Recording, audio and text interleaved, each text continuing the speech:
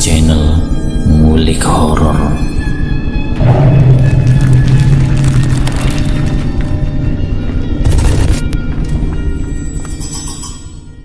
Assalamualaikum warahmatullahi wabarakatuh.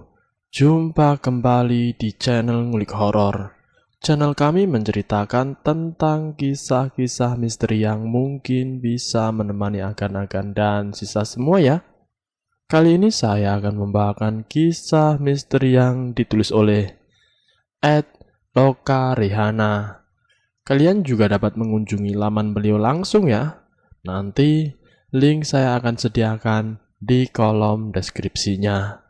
Oh ya, di dalam cerita ini nama dan tempat saya samarkan semua ya, untuk menjaga privasi pihak yang terlibat di dalamnya.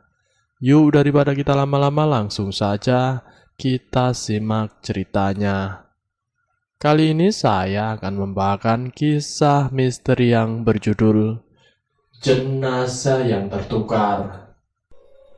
Tepat Kamis malam Jumat, kabar duka diterima oleh salah satu warga di desa bernama Desa Cemara. Desa Cemara terletak tidak jauh dari perkotaan. Namun di desa itu masih terdapat sawah-sawah yang terbentang luas, serta sungai yang mengalir jernih. Tidak hanya itu, keadaan desa yang masih sangat asri, para penduduknya juga saling tolong-menolong dengan sesama. Seperti ini contohnya, saat keluarga Bapak Makmun mendapat kabar duka bahwa sang anak yang sedang melakukan perjalanan wisata bersama teman-teman dalam rangka perpisahan sekolah, musibah yang tidak terduga menimpa anak serta teman-teman sekolah anak Pak Makmun. Bis yang mereka tumpangi terbakar di ruas jalan tol dan mengakibatkan semua para penumpang ikut terbakar, tanpa satu orang pun yang bisa diselamatkan. Mendengar kabar duka yang diberitahukan pihak sekolah melalui sambungan telepon membuat keluarga Pak Makmun begitu terpukul dan kaget. Anak laki-laki satu-satunya yang bernama Rizwan, berumur 18 tahun, harus meninggal dalam keadaan yang begitu mengenaskan. Pak Makmun beserta keluarga mendatangi rumah sakit, tempat di mana jasad sang anak berada. "Pak, di mana jasad anak saya yang bernama Rizwan, korban kebakaran bis tadi sore?" tanya Pak Makmun kepada perawat yang berada di depan rumah sakit, yang memang mendata korban-korban kecelakaan tersebut. "Tunggu ya Pak, saya cek dulu," ucap perawat laki-laki itu. "Oh, mari Pak, saya antar, karena semua korban sudah kami rapikan dan masukkan ke dalam peti jenazah. Mengingat keadaan korban yang, maaf, sudah tidak terbentuk," ucap perawat itu menjelaskan ke pihak keluarga Pak Makmun. Mendengar penjelasan perawat laki-laki itu membuat Pak Makmun serta keluarga semakin syok dan pilu. Betapa sedihnya dengan nasib sang anak laki satu-satunya. Karena banyak korban dan desakan dari pihak keluarga korban, para petugas rumah sakit tidak mengecek ulang data dan keterangan. Para petugas rumah sakit tidak mengecek ulang data dan keterangan. Mereka langsung saja menandai dan memberi nama setiap peti jenazah yang sudah dikafani. Karena kondisi para korban kebakaran bis itu, kepalanya sudah tidak utuh, dan baik pihak rumah sakit memasukkan ke dalam peti jenazah. Begitupun dengan jenazah anak Pak Makmun. Mereka pun memaksa bahwa malam ini jenazah anak mereka harus bisa pulang. Dengan tidak mengecek ulang lagi, petugas rumah sakit membawa jenazah itu ke mobil ambulan agar bisa dibawa ke rumah Pak Makmun. Jenazah itu pun sampai di rumah duka. Keluarga berusaha tegar kepergian sang jasad dengan ikhlas. Pukul 2 malam jenazah itu dimakamkan di tempat pemakaman milik keluarga Pak Makmun. Setelah selesai pemakaman dan para pelayat pulang ke rumah masing-masing, begitupun Pak Makmun dan keluarganya. Namun saat hendak meninggalkan tempat pemakaman, istri Pak Makmun mendengar sebuah panggilan dari sang anak yang sudah meninggal, begitu jelas di sisi kanannya. "Ibu, itu bukan jenazah abang." Sontak istri Pak Makmun menengok kembali ke makam sang anak sambil memperhatikan sekeliling tempat itu. Ia mencoba menepis perasaan itu. "Udah bang, ibu sudah ikhlas. Abang yang tenang ya," ucap sang ibu dalam hati. Saat mereka semua tiba di rumah, mereka pun membersihkan diri dan langsung melakukan pembacaan Yasin menjelang subuh saat itu. Dengan khusyuk lantunan surat Yasin dibacakan. Namun saat di bagian surat terakhir, ada ucapan salam dari luar rumah.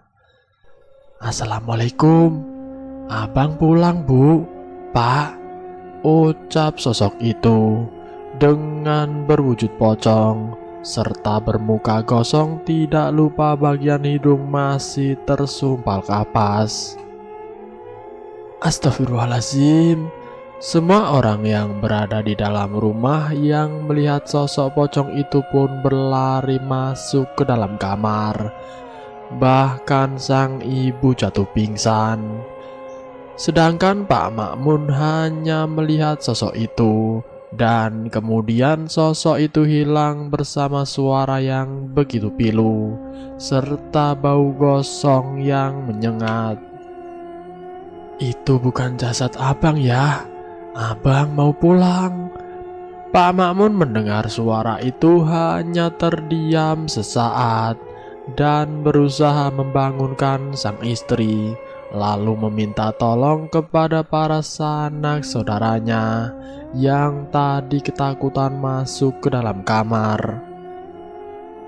Mendengar suara Pak Makmun berteriak meminta tolong, mereka pun yang tadi ketakutan menghampiri Pak Makmun bersama sang istri yang sedang pingsan.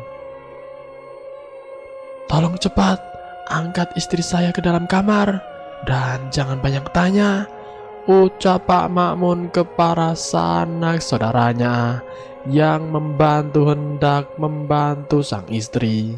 Kini sang istri Pak Makmun sudah berada di dalam kamar dengan para sanak saudara perempuan.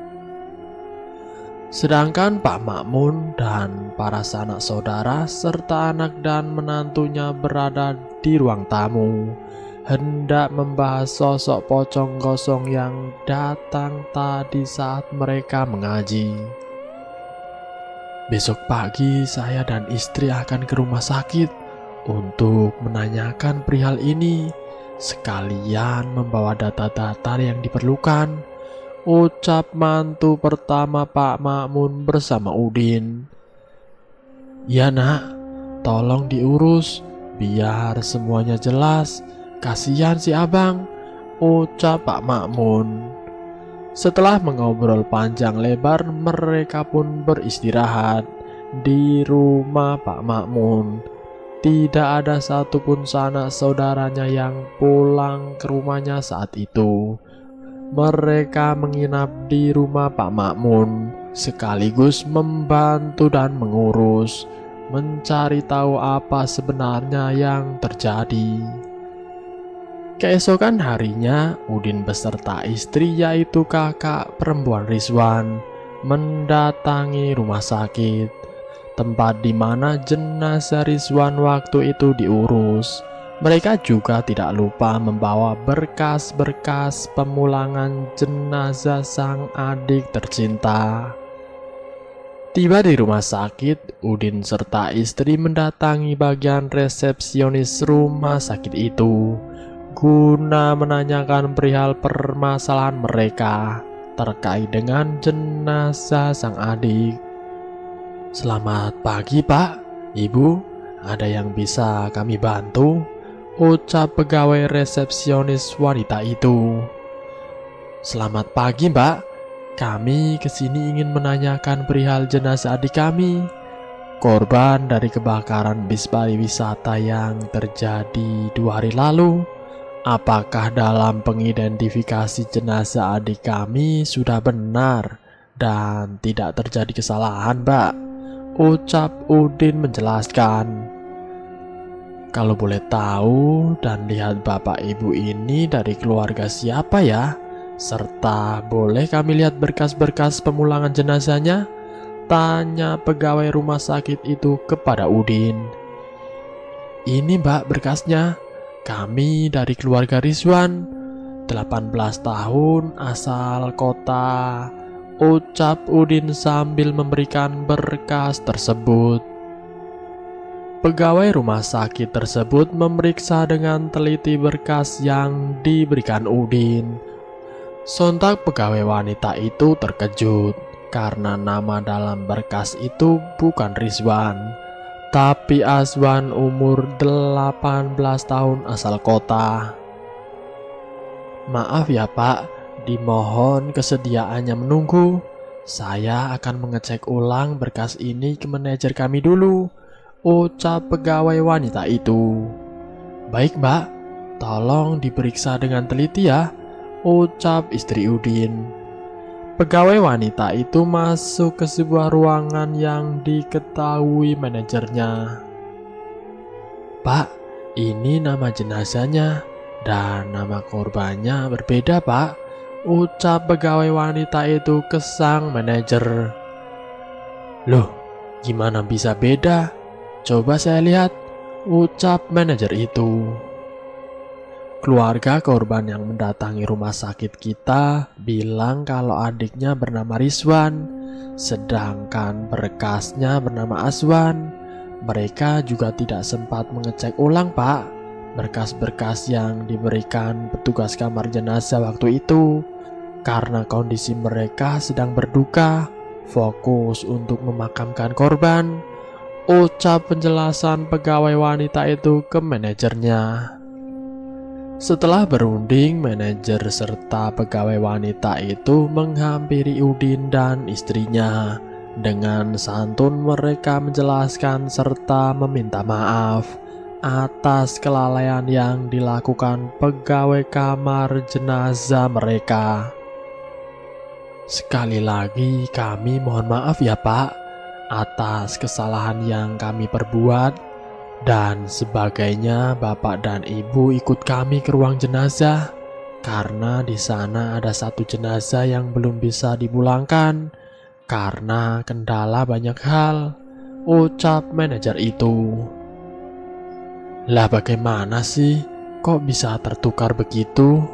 Ya Allah, kasihan adik saya," ucap istri Udin marah ke pihak rumah sakit.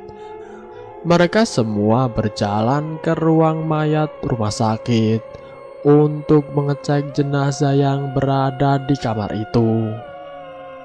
Saat hendak membuka pintu jenazah, pegawai kamar jenazah serta supir ambulan yang kebetulan berada di lokasi itu meminta maaf dan memberikan penjelasan serta kejadian yang mereka alami. "Begini, Pak, Bu, karena saat itu kondisi banyak korban jiwa serta keadaan gaduh, kami tidak fokus. Ditambah banyak pihak yang memaksa kami untuk segera memulangkan para korbannya. Dengan terpaksa kami bekerja juga tidak maksimal.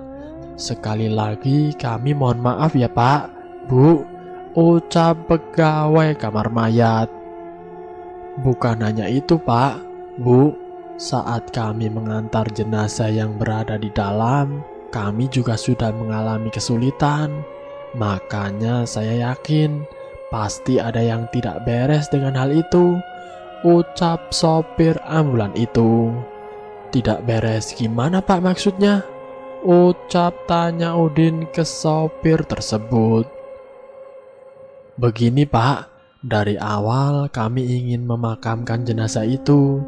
Berdasarkan info yang kami dapat dari pihak sekolah, bahwa jenazah anak yatim piatu dan tidak punya sanak saudara lagi. Maka kami pihak rumah sakit bersama para guru ingin memakamkan di pemakaman umum, ucap sopir ambulan. Saat perjalanan ke arah pemakaman umum, tiba-tiba mobil kami mati dan terpaksa kami dorong sampai depan pintu pemakaman umum. Kedua keranda jenazah tersebut berat, hingga kami dibantu para guru-guru serta petugas makam itu untuk mengangkat, tapi tetap saja tidak bisa terangkat. Kami semua bingung dan panik. Waktu pun saat itu sudah menjelang malam. Jenazah masih belum bisa dikeluarkan dari mobil ambulan, Pak, ucap sopir itu. Akhirnya kami semua sepakat untuk membawa kembali jenazah tersebut ke rumah sakit. Dan anehnya mobil itu menyala dengan sendirinya, ucap petugas kamar mayat yang ikut bersama sang sopir saat itu. Dan saat kami sampai di rumah sakit, jenazah itu bisa kami angkat. Dan saat diletakkan di ruang pendingin, mayat itu begitu ringan, Bu, Pak, ucap sang sopir ambulan. Mendengar hal itu, Udin beserta istrinya sedih. Apakah benar jenazah itu sang adik? Lalu mereka masuk ke ruang pendingin jenazah untuk melihat jenazah tersebut. Dan petugas jenazah pun membuka kain kafan sang jenazahnya. Alangkah terkejutnya mereka saat kain kafan jenazah itu terbuka. Mata sang jenazah mengeluarkan air mata, seolah sedih dengan keadaannya. Dengan lembut sang istri Udin mengusap air mata jenazah itu sambil berkata dalam hati, "Iya dek, ayo kita pulang. Kakak tahu ini kamu. Yuk pulang." Pihak rumah sakit pun melakukan serangkaian tes untuk mencocokkan jenazah dengan keluarga korban. Singkat cerita, hasil tes pun cocok. Jenazah Rizwan pun dipulangkan dan dimakamkan di samping makam yang sudah lebih dulu dimakamkan. Pihak keluarga juga dengan ikhlas tidak memindahkan makam Azwan ke pemakaman umum, membiarkan berdampingan dengan makam Rizwan, serta tak lupa mengganti batu nisan mereka berdua. Malam hari setelah pemakaman Rizwan, keluarga terus melanjutkan pengajian hingga malam ke-40 hari. Tepat malam kedua setelah pemakaman Rizwan dan diadakan pengajian pun selesai. Tepat pukul 12 malam yang kebetulan Pak Makmun serta Udin menantu dan beberapa saudaranya masih belum tidur, mendengar suara ketukan pintu dari luar rumah. "Siapa ya Pak? Malam-malam begini bertamu?" tanya Udin sambil beranjak dari duduknya, diikuti Pak Makmun. "Tidak tahu, ayo kita buka aja," ucap Pak Makmun. "Astagfirullahaladzim," ucap mereka berdua bersamaan. Dua sosok pemuda yang tampan serta gagah berwajah begitu bersih hadir di depan mata mereka. "Ya Allah, Rizwan, ada apa nak?" ucap Pak Ma'mun sambil menahan haru. "Terima kasih Pak, Rizwan dan Azwan sekarang sudah tenang di sini," ucap sosok Qorim Rizwan. "Ya nak, kami mengikhlaskanmu," ucap Pak Ma'mun sambil melihat dua sosok pemuda itu menjauh serta menghilang di balik kegelapan malam. Pak Ma'mun Udin serta saudara yang menyaksikan itu langsung mendoakan mereka dengan membaca Al-Fatihah untuk keduanya. Dan selesai. Itulah kisah misteri yang berjudul Jenazah yang Tertukar. Semoga video kali ini bisa menjadi pengalaman buat kita semua. Saya mohon maaf jika tutur kata saya kurang berkenan di hati Anda. Semoga kita semua bisa mengambil sedikit hikmah dari cerita ini.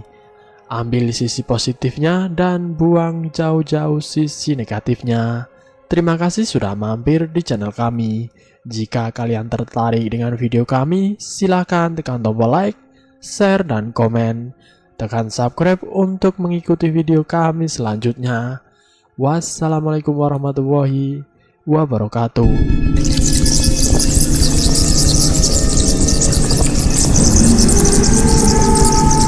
Selamat datang di channel Ngulik Horor.